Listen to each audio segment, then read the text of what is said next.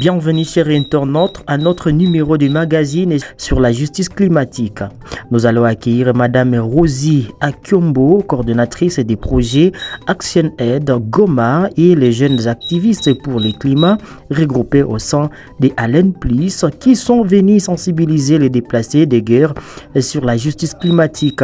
Madame Rosie rappelle qu'avec la multiplication des activités humaines, la terre n'est plus productive et a recommandé aux participants de ne plus mettre le feu dans les champs pour ne pas perdre la biodiversité et l'engrais naturel. Mimea ya mzuri ile inakatazwa. Juu ukilunguza shamba kwanza inakatazwa juu hautalinda tena mazingira. Hatuwezi kinga mazingira bila amani. Unipe amani, nirudi nyumbani nilime shamba langu. Tukilinda mazingira yetu, tunasaidia dunia mzima kupumua. Mazingira tukijifunza kulinda mazingira, tunasaidia mama nasaidia jamaa za mingi kupumua. Tukikatala kukata miti, tunasaidia jamaa za mingi, wala haiko tu Kongo ndio tunasaidia inji za mingi. Alafu tutachunga mazingira je na hatuna amani. Alafu tunaomba kitu ya kwanza ni kupata nini? Amani ndio ya kwanza. Kisha kila kupata amani kule kwa tutarudia na tutajikaza kulinda kuchunga mazingira. Ambia wa mama tunakataza wa mama kukua kunaitilize moto. Ndio maana tutie nguvu pamoja tengeneze ile yenye tulisema leo tutaanza tengeneza makala juu ya kusaidia kukinga nini mazingira. Sema kama changement climatique ni aussi kungambo ya mimea. Nani mimea itoke mzuri ile yote juu ya nini? Juu yote tunakuta kama na mimea haitoke mzuri leo jua inakuwa mingi. Jua inakuya inalunguza mimea juu ya nini? Juu hatuwezi kutunza mazingira. Alafu kila moja mwenye iko hapa aamue leo kusema leo mimi naamua mimi nenda kuwa mchungaji mulinzi mzuri wa mazingira. Kwenye mimi naishi kunapaswa kuwa safi. Uchafu yangu sitaitupaka tena, ndakuwa naitunza mzuri juu isaidie kutengeneza makala na ile makala itakusaidia kupata kupiga chakula. De par sa position, le camp des déplacés de Boulengo est à proximité du Mont Nyiragongo et le lac vert contenant assez de gaz méthane, un risque permanent pour les habitants de Boulengo. Action Aid, en collaboration avec ses partenaires, n'a pas oublié d'apprendre à ces derniers la fabrication des braises écologiques à partir des déchets plastiques. Une joie énorme pour les participantes.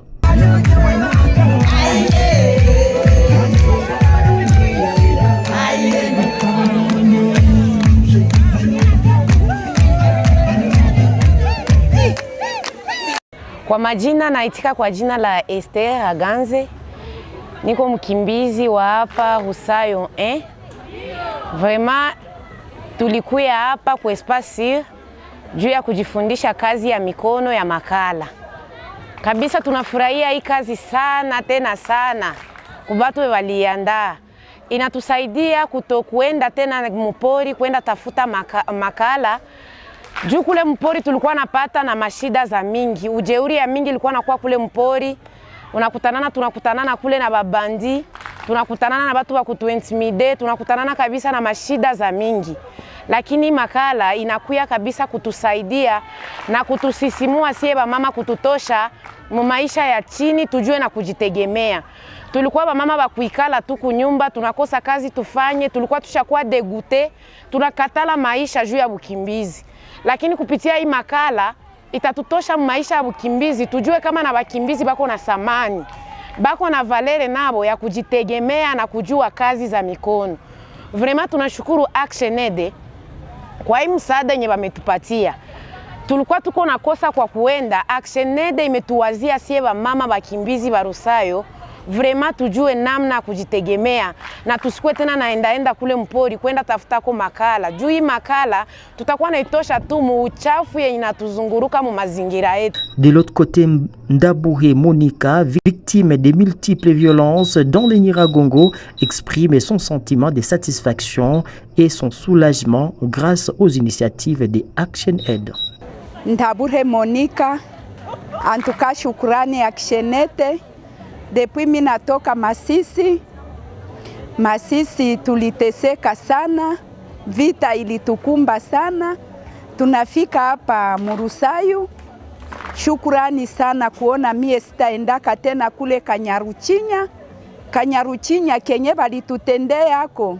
Mimi nafika mu miaka 60, niliteseka sana mpaka nilitosha na kitambala. Nilitosha kitambala nibaoneshe baba, ona gizi maimvi. Niko tate yenu, musinitese, ona maimvi zangu. Mina teseka, se funga, hatuhangaike na maimvi zako. Mwaka ya 2016, mwaka 8 hii, ananiachia batoto 10. Bale batoto 10, mina teseka sana. Na furaha kubwa sana. Juu mina kazi ya mikono ndakuwa naujisha makala yangu. Mina pata kijumba, sitalala njala, sitanawa mai ya buluma, sitakosa karukotorahi mafuta nijipakale, sitaongeza karudia kule Kanyaruchinya, ndatengeneza nipate himakuta na ndasaidia na mwengine naye hata ongezaka kwenda kule. Juu ndakuwa nakonga na mina ujisha. Nikepata ako 1000 frani, pati ako 500, itanisaidia sana. Na bale benzetu ba mama habataendaka kule ndaba forme, nibafundisha ta. Nabo basiendake tena kule Kanyaruchinya. Antuka shukurani sana Action Aid. La formatrice Bahie Clémentine parle de l'importance de la formation. Hapa tulikia fundisha wakimbizi wa Rusayo kutengeneza mfumo mpya wa mkaa. Ndio utofauti iko ni akabambi sana. Mkaa ya normale inatoka kupitia mti. Hii mkaa yenye tuko natengeneza inatoka kupitia majani. Action Aid ilikia jikuta kama wamama wako napata ujeuri sana wakati wanatoka manyumbani kwenda kutafutisha miti kukata miti juu ya kutengeneza mkaa. Wakakuya waza kwa ajili ya kuwafundisha wamama aegisi wanezi tengeneza mfumo mpya wa makaa bila kukata mti kwa kuepukana na ujeuri wa ujinsia. Pamoja na mazingira, kutengeneza mazingira yao kwa sababu hawana nafasi ya kutupa uchafu. Mafasi zao ni za kidogo sana. Sasa uko nakuta mabuchafu ziko kila fasi. Lakini mfumo mpya inakuja kwa ajili ya kusafisha.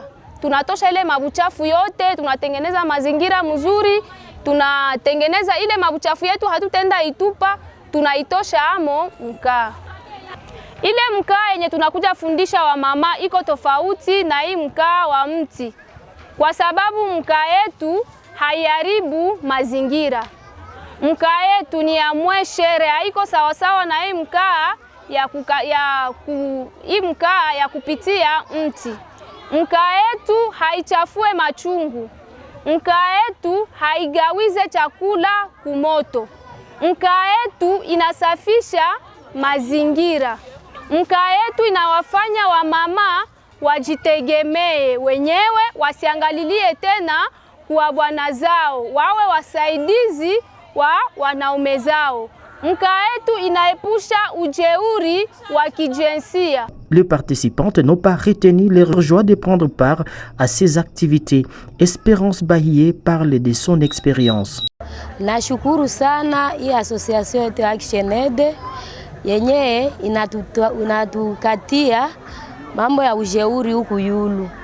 Sababu tulikuwa nakosewa na vya mingi sana. Unakosewa na chakula, unakosewa na kuni za kukonga, unakosewa na makuta za kununua likala. Unapanda huku yulu, unakutanana kule na bajambazi, bana kujeuri mubaya. Lakini mimi nashukuru sana Action Aid mwenye anatuletea hii maele akili ya kutufanya tujitegemee kwa ajili ya kutengeneza hii makala. Na hii makala ina mafaa mingi. Unaweza konga, unatafutisha kwa sanfra, unapata murongo ya bunga, hata na mafuta kujipakala unapata kui makala. Ndio maana tunashukuru mwenye alituletea hii ujenzi ya kutengeneza hii makala. Mungu amsaidie sana. Lakini asizulike, asikome. Ajikaze tena, tuendeleshe na mubyengine byenye tunakosa. Haiko hii makala tu, tunakosewa na byengine juu mafikiri yetu ilishababaika huku na huku, ilishaenda mbali. Lakini Mungu alituzogelezea tena pembeni ya watu. Mungu amuzidishie tena, asikome, aendelee. Ces braises écologiques fabriquées à partir des déchets ménagers sont magnifiques. Ils diminuent les déchets au travers la ville. Ces braises sont retrouvables à moindre prix et ne polluent pas l'environnement, insiste Madame Akuzwe Sara. Mimi jina langu ni Akuzwe Sara. Niko mama wa watoto 3 na niko na mume. Mimi ni mkimbizi wa Rusayu. Nafurahi sana tena sana kwa hii formation yetu ya mkaa.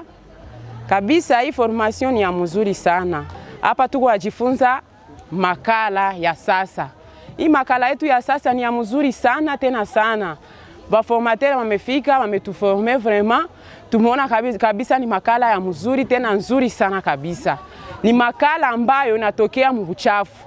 Juu wakati tunakuwa na makala inatusaidia kama foyer, inatusaidia kunyumba, inatusaidia mahali popote. Kabisa hii makala yetu ikatokea mbuchafu, ile buchafu yenye inakuwa kama mazingira, yaani environment. Ndio kwa tunatoshaka hii buchafu yetu. Tunelogotaka kubialala, tunaitosha kubialala, tunaileta kunyumba na tuletosha mafiga yetu kameme. Tunaweka kama sisi mama tunakuwa na mafiga. Hii mafiga yetu inakuwa buchafu, ile buchafu yetu tunaikamataka, tunaiweka pembeni. Après safari kuweka pembeni, tunaikausha. Unezipata yenye inakauka wala hautapata yenye inakauka. Wakati umepata yenye haikauke, unaikausha wewe peke. Kabisa hii makala kwa tusaidia sana. Hii makala yetu ni nzuri, itatusaidia sie wa mama kujitegemea. We mama mwenye hujua jitegemea, hii makala kwa tusaidia sie tunajua jitegemea. Na hii makala kabisa juu tumeshaijua, tunajua kama tutakulisha watoto yetu, tunajua kama tutasaidia babwana yetu na jamii yote nzima ama watu yote ya mui Kongo. 60 femmes ont été formées en fabrication de braises écologiques qui non seulement permet d'élever les niveaux socio-économiques de ces femmes déplacées, mais aussi à lutter contre la déforestation dans les parcs et les violences basées sur les genres dans les forêts lors des recherches de bois des champs. Kwenye bana tosha petrol mubudongo akoezi tena ota mamiti, akoezi tena limiwa kitu, hakuna tena kitu inaexpandiwa pale. Mwele ville kulikuwa wakaaji bana wafukuzaka. Kisha mo experience yetu mu Afrika sasa bana wafukuza bana geuka wakimbizi, hata wapatia fasi kwingine kwa kuishi. Te azita contrairement na gisi sheria inasema, sasa mnakia exploiter petrol wala ma richesse, ma minerais mbalimbali, ma or, il faut kupatia population inaishi bakaaji, mnawasaidia kujenga masomo, kujenga makanisa. Eske kwenye muko kwenye wana exploiter kama petrol na maor, eske wana wajengea makanisa na mahospitali na masoko? Njo vile venye tuko na militaire ko leo, njo tunaita justice climatique. Si vile batu venye biko naharibisha mazingira leo banapashwa kuwa nasaidia watu venye biko nateseka kupitia kuharibisha mazingira. Daniel Moussafiri, coordonnateur de Allen Plus et jeune activiste, indique que le changement climatique est une affaire qui concerne tout le monde. Ainsi, il appelle chacun à son niveau de s'impliquer dans la lutte contre les réchauffements climatiques. En fait, l'activité sur la justice climatique est une activité initiée ici aujourd'hui dans les camps de Boulengo, parce que nous avons voulu impliquer aussi les déplacés dans la lutte du climat, parce que ce réchauffement climatique affecte aussi l'agriculture et l'alimentation. Bien qu'étant dans cette situation de déplacement, nous nous retrouvons en train de couper beaucoup d'arbres pour nous nourrir. Maintenant, nous avons voulu que les déplacés aussi, bien que dans une situation de crise, puissent participer aussi dans la lutte contre ce changement climatique. En fait, nous avons lancé ici à Boulengo, mais ce n'est pas qu'ici où nous nous arrêtons. Donc nous sommes en train toujours de voir jusqu'où nous allons partir, parce que nous voulons initier tout le monde en impliquant les déplacés et toutes les personnes vivant avec handicap. Donc nous avons besoin que la lutte soit participative. En fait, parlant de la justice climatique, c'est parce que nous envisageons défendre le climat par tous les moyens et nous envisageons lancer des messages de protection contre ces changements que nous sommes en train de subir. Donc, en réalité et en vrai dire, nous avons besoin d'impliquer la masse populaire dans cette lutte climatique. Le message clé que nous voulons passer aujourd'hui, c'est que les changements climatiques impliquent tout le monde. Donc, les personnes dans des domiciles, les personnes dans des camps de déplacés, c'est que cette crise climatique affecte l'alimentation et ça nous affecte tous. Donc, nous avons besoin que tout le monde, toute la population, la nation congolaise s'approprie cette solution. Nous étions en train de clôturer la semaine climatique qui s'était célébrée dans tous les pays du monde, où nous étions en train de revendiquer les droits de la protection de la nature, mais aussi nous particulièrement à l'est de la République démocratique du Congo, ici à Boulengo, où nous avons des endroits qui possèdent des gaz et puis des gaz qui sont dangereux pour la population. Nous étions seulement en train d'appeler les gens et la population et toutes les organisations mondiales et internationales de penser à la population qui habite dans des endroits à crise, qui possèdent des gaz dangereux à la vie, de penser à cette population lorsqu'ils veulent extraire ce genre de gaz, ce genre de richesses naturelles, de penser à la population, à l'évacuation et à la vie d'avenir de cette population qui peut y habiter. Comme dans ces milieux où nous habitons, où nous sommes même maintenant, il y a des gaz.